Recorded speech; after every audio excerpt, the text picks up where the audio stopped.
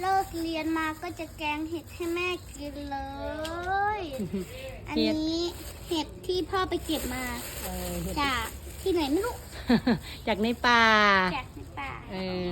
ล้างแล้ววันนี้เขาก็เอาลงหม้ออีกแล้วน้อยสิแกงสุกินต้นไฟใส่ก้อน นี่เห็ดด เห็ดด ำเห็ดแต่ละอันน่ะแปลกมาก ำมีสีดำสีแดงเนาะ มันกินได้หรือเปล่า ก็กินได้ย่าดูแล้วจบแท้ๆแกงเห็ดสุแม่กินห้องพี่น้องมากินน้ำแน่ มากินน้ำแน่ เอามากินน้ำอีล่าน้อยเด้อหรอวะ มากินน้ำกีด้าน้อยเด้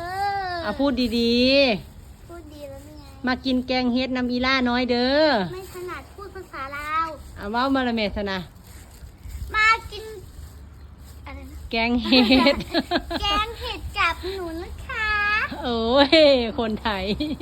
เอาโอเคบ๊ายบาย บ๊ายบาย